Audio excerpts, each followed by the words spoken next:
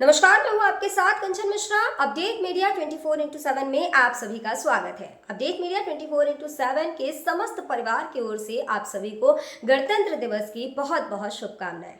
यह दिन हमारे देश की स्वतंत्रता, समानता और भाईचारे का प्रतीक है। 26 जनवरी 1950 को हमारा संविधान लागू हुआ था, जिसने हमें लोकतंत्र में अपने अधिकारों और कर्तव्यों का बोध कराया। हमें गर्व है कि हमारे संविधान ने हर नागरिक को समानता, स्वतंत्रता और न्याय का अधिकार दिया है। यह दिन भारत के संविधान लागू होने की याद में मनाया जाता है। भारत का संविधान 26 जनवरी 1950 को लागू हुआ था।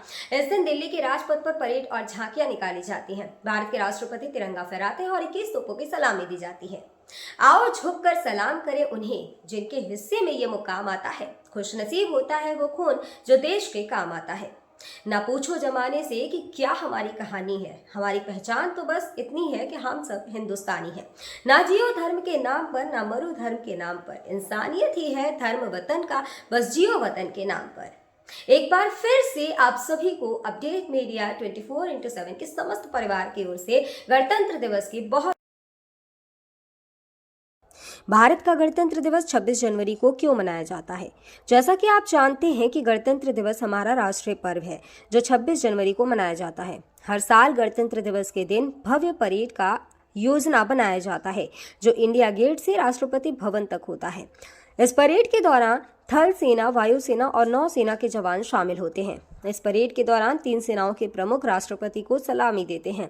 यही नहीं, इस दिन तीन सेनाएं आधुनिक हथियारों का प्रदर्शन भी करती हैं जो राष्ट्रीय शक्ति का प्रतीक है।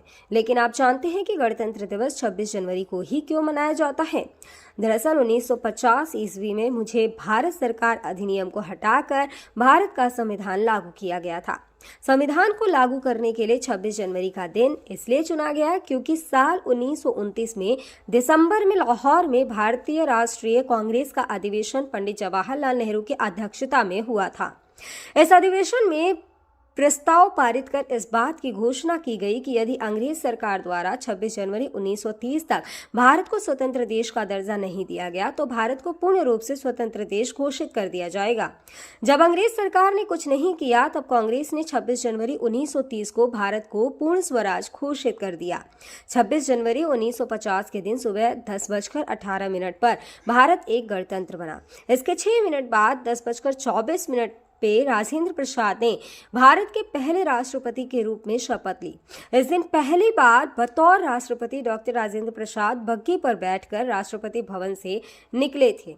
इस दिन पहली बार भारतीय सैन्य बल की सलामी ली। पहली बार उन्हें गॉर्ड ऑफ स्वामित्व दिया गया था। गणतंत्र दिवस के दिन भारत में राष्ट्रीय अवकाश भी घोषित किया जाता है। यह हमारे देश के लिए बेहद ही खास पर्व है। साथ ही यह हमारे लिए बेहद ही गर्व का विषय है कि हमारे राष्ट्र को एक गणराज्य के रूप में स्थापित हुए 76 वर्ष पूरे हो चुके हैं। देश की संप्रभुता और एकीकरण को दर्शाने वाला यह त्योहार हर भारतीय के मन में देशभक्ति की भावना का संचार करता है। 26 जनवरी 1950 21 तोपों की सलामी के साथ तिरंगा फहराते हुए राष्ट्रपति डॉक्टर राजेंद्र प्रसाद ने स्वतंत्र भारत का स्वनिर्मित संविधान लागू किया। भारत के नए युग की शुरुआत के साक्षी देशवासियों सहित सी गोपालाचारी, जवाहरलाल नेहरू, सरदार पटेल जैसे गणमान्य बने। मात्र 3 साल पहले आजादी की सुबह देखने वाले देश ने अपना संविधान बनाकर विश्व को अपनी संप्रभुता का परिचय दिया। हालांकि ये डगर इतनी आसान नहीं थी। इतिहास के पन्नों को टटोले तो मालूम होता है कि स्वराज के साथ ही अपने संविधान, हक और हुकूम की लड़ाई बेहद चुनौती भरी थी। दरअसल अंग्रेजों की गुलामी से त्रस्त देशवासियों को प्रथम विश्व युद्ध के दौरान एक सुनहरा अवसर हाथ लगा जब ब्रिटेन की ओर से मदद की गुहार लगाई गई। भारतीयों ने सहर्ष प्रस्ताव स्वीकार किया और वर्ल्ड वॉर में ब्रिटेन के साथ खड़े नजर आए। यह उद्देश्य के साथ कि उन्हें आगे चलकर अंग्रेजों की हुकूमत से आजादी मिल जाएगी। लेकिन एक बार फिर अंग्रेज अपनी बात से पलटते नजर आए और आजादी के बदले लेकर आए भारत सरकार अधिनियम 1919। इस अधिनियम का असर ये रहा कि देश के कुछ बड़े प्रांत में दोहरी शासन प्रणाली व्यवस्था लागू हुई। इसके तहत स्वास्थ्य, शिक्षा, कृषि जैसे विषयों को भारतीय मंत्रियों के सम्मुख सौंप दिया गया था। वहीं दूसरी तरफ से सैन्य, रक्षा और विदेशी मसले जैसे अहम मुद्दे वायसराय के अधिकार क्षेत्र में रहे। इसके अनुरूप भारतीयों को यह आश्वासन दिया गया कि इस अधिनियम से पड़ने वाले प्रभावों का विषय में भविष्य में आकलन किया जाएगा। अंग्रेजों के इसी कदम ने जमीन तैयार की साइमन कमीशन की। जो साल 1928 में भारत की धरती पर दाखिल हुआ। साइमन कमीशन ने बड़े ही नाटकीय अंदाज में संवैधानिक सुधारों की समीक्षा कर अपनी रिपोर्ट तैयार की। लेकिन अब समय बदल गया है। अब देशवासी अंग्रेजों के बहकावे में नहीं आने वाले थे, क्योंकि स्वराज के साथ साथ अपने संविधान की मांग भी धीरे धीरे देशवासियों के मन में परवान चढ़ने लगी थी। साइमन कमीशन रिपोर्ट के बाद देश भर में जमकर आंदोलन हुए। इसे शांत करने के लिए ब्रिटिश सरकार ने राउंड टेबल कॉन्फ्रेंस का आयोजन किया। हालांकि देश के सभी वर्ग के नेता इसमें शामिल नहीं थे, इसलिए ये एक असफल प्रयास सिद्ध हुआ। लेकिन जहां एक तरफ ब्रिटिश हुकूमत भारतीयों के इरादों को एक बार फिर भुलाने के जद्दोजहद में लगी थी, तो वहीं दूसरी तरफ देश के वीर सपूतों ने अपने संविधान का खाका तैयार भी कर लिया था। साल 1928 में मोतीलाल नेहरू सहित 8 कांग्रेस नेताओं ने एक संविधान का मसूदा तैयार किया, जिसकी नींव 1921 में भारतीय राष्ट्रीय कांग्रेस के कराची अधिवेशन में तय की गई थी। इस तरह स्वतंत्र भारत के संविधान की रूपरेखा सजने लगी थी। समय का पहिया आगे बढ़ता गया। फिर आया गवर्नमेंट ऑफ इंडिया एक्ट 1935, जिसे हमारे संविधान का संरचनात्मक आधार कहा जाता है। दूसरे शब्दों में कहें तो यह एक फाउंडेशन बन गया, जिसके ऊपर मौजूदा संविधान की भव्य इमारत खड़ी हो गई। एक्ट 1935 भारत के लिए आज़ादी की सुगबुगाहट के साथ आया, लेकिन आज़ादी की आहट के साथ मुस्लिम लीग और कांग्रेस के बीच मतभेदों की खाई गहरी होती जा रही थी। दोनों के बीच तल्खियां इतनी बढ़ चुकी थी कि बुनियादी मुद्दों पर भी समझौते की गूंज तक नहीं रही थी। हालांकि इन सभी विवादों से आगे बढ़ते हुए भारतीय नेता अपने लक्ष्य की ओर बढ़ रहे थे। दूसरे विश्व युद्ध के दौरान 1945 में सभी पार्टियों की सहमति से संविधान का प्रारूप तैयार कर लिया गया था, जिसे सार्वभौमिक वयस्क फ्रेंचाइजी स्वतंत्रता और समानता के साथ अल्पसंख्यकों के अधिकारों की रक्षा का विशेष ध्यान रखा गया था। इसके साथ ही भारत छोड़ो आंदोलन और आजाद हिंद फौज की निर्भीकता ने अंग्रेजों ने भारत में अनंत काल तक राज करने का सपना चूर चूर कर दिया था। जैसे जैसे भारतीय राष्ट्रीय आंदोलन जोर पकड़ता गया, ब्रिटिश हुकूमत पर संविधान निर्माण के लिए संविधान सभा के गठन का दबाव भी बढ़ता गया। इस गहमा गहमी के बीच आखिरकार 9 दिसंबर 1946 में नई दिल्ली के संवैधानिक हॉल में संविधान सभा की पहली बैठक हुई, जिसमें महात्मा गांधी को छोड़कर उस वक्त के राष्ट्रीय आंदोलन से जुड़ी करीब हर बड़ी शख्सियत शामिल थी, जिसका मुस्लिम लीग ने भारत को 2 हिस्सों में बांटे नए मुल्क पाकिस्तान की मांग को लेकर बैठक का बहिष्कार किया। लिहाजा पहली बैठक में कुल 207 सदस्यों ने हिस्सा लिया, जहां सभा के सबसे वरिष्ठ सदस्य डॉक्टर सच्चिदानंद सिन्हा को सभा का अस्थायी सदस्य चुना गया। हालांकि 2 दिन बाद 11 दिसंबर को डॉक्टर राजेंद्र प्रसाद सभा के अध्यक्ष निर्वाचित हुए और डॉक्टर एच.सी. मुखर्जी और वी.टी. कृष्णमाचारी को सभा का उपाध्यक्ष बनाया गया। इसी कड़ी में आया सुनहरा दिन 15 अगस्त 1947 का, जब गुलामी की बेड़ियों को तोड़ भारत ने आज़ादी की नई सुबह देखी। देशवासियों में जोश भरते हुए आज़ाद भारत के प्रथम प्रधानमंत्री जवाहरलाल नेहरू ने बुलंद आवाज में देश को संबोधित किया। इतिहास के पन्नों में यह भाषण ट्रस्ट विद डेस्टिनी नाम से दर्ज हुआ। इसके साथ ही तेज हुई संविधान निर्माण की प्रक्रिया। आज़ादी के बाद चुनौतियों में इजाफा हुआ। संविधान पर सामग्री की कमी थी, लेकिन उसका सही चयन और उचित व्याख्या का काम बहुत जटिल था। बी.एन. राव द्वारा तैयार किए गए संविधान के प्रारूप पर विचार विमर्श करने के लिए संविधान सभा 29 अगस्त 1947 को एक संकल्प पारित करके प्रारूप समिति का गठन किया। इसके अध्यक्ष के रूप में डॉक्टर भीमराव अंबेडकर को चुना गया। इस समिति में अंबेडकर के अलावा 6 और सदस्य थे। संविधान निर्माण के दौरान कई अहम फैसले लिए गए, जिसके राष्ट्रमंडल के समूह में भारत की सदस्यता, राष्ट्रध्वज का चयन, साथ ही राष्ट्रगान और राष्ट्रनीति का चुनाव शामिल था। यहाँ दिलचस्प बात यह है कि संविधान में सबसे पहले नंबर पर आने वाली उद्देशिका सबसे अंत में पारित हुई।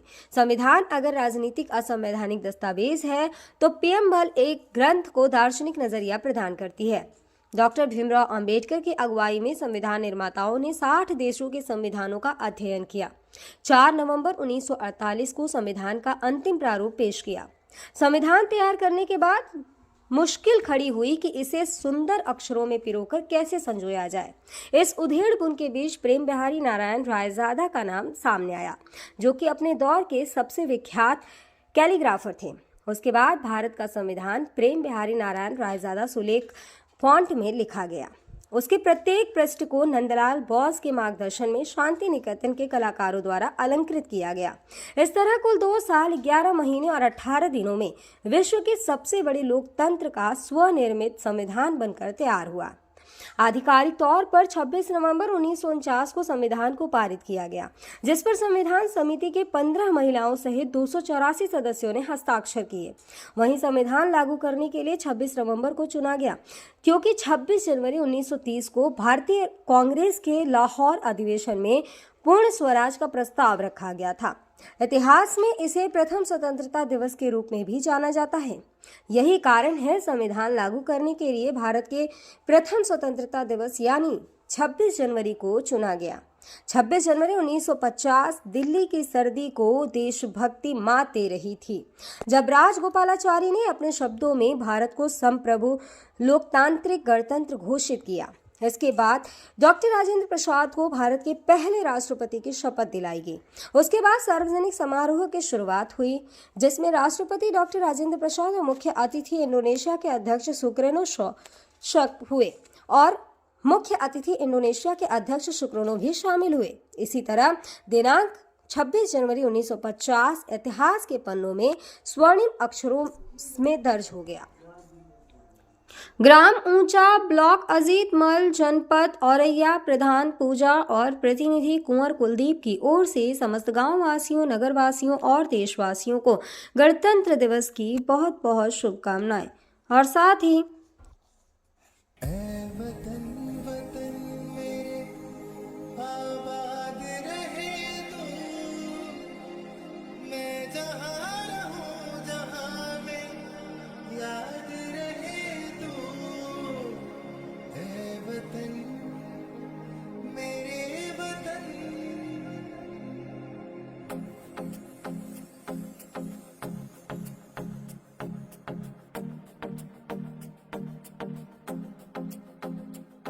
मेरा रंग दे,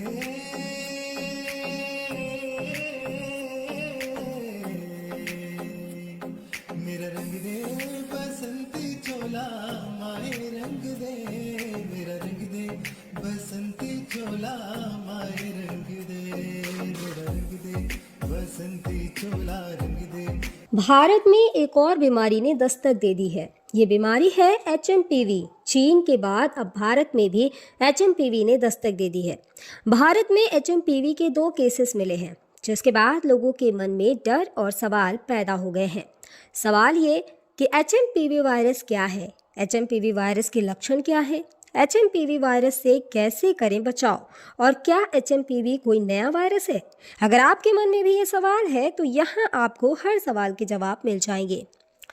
चीन में ह्यूमन मेटान्यूमो वायरस की वजह से वायरल बुखार श्वसन संक्रमण के बड़े मामले सामने आ रहे हैं। कर्नाटक में 2 मामले सामने आए हैं, जिनमें बेंगलुरु में भी 8 महीने की बच्ची में इस वायरस के संक्रमण का मामला सामने आया है। अब सवाल ये है कि आखिर HMPV क्या है?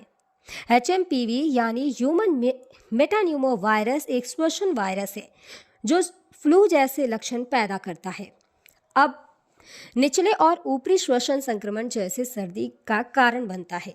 यह एक मौसमी बीमारी है जो आमतौर पर सर्दियों और शुरुआती वसंत में होती है, जो RSV यानी रेस्पिरेटरी सिंसिटियल वायरस और फ्लू के समान होते हैं।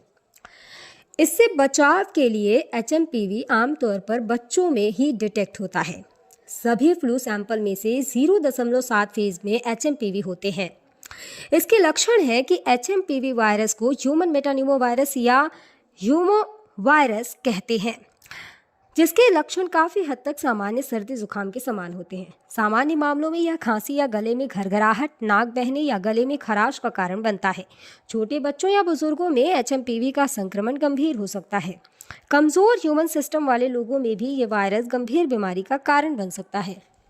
कहा जा रहा है कि इस वायरस से संक्रमित मरीजों में सांस लेने में दिक्कत और फ्लू जैसे लक्षण दिखाई दे रहे हैं। इसके इलाज के लिए ज़रूरी है कि इसमें सबसे ज़रूरी होता है कि अगर आपको HMPV के होने का संदेह होता है या इस तरह के कोई लक्षण आपको नज़र आते हैं तो बिना डॉक्टर के सलाह के कोई भी एंटीवायरल दवाओं का इस्तेमाल ना करें। सांस की बीमारी से जुड़े एक्सपर्ट ने लोगों को मानव मेटान्यूमो वायरस से लड़ने के लिए एंटीवायरल दवाओं का आंख बंद कर उपयोग न करने की सलाह दी है। ऐसे में सावधानी बरतें और बिना डॉक्टर के सलाह के कोई भी दवा न लें। फिलहाल इसका कोई टीका अब तक नहीं है। इसके लक्षण जैसा हम पहले ही बता चुके हैं कि सर्दी जुकाम होते हैं। 2023 में England, Britain, Finland, Australia, Canada, America और चीन में HMPV का पता चला था।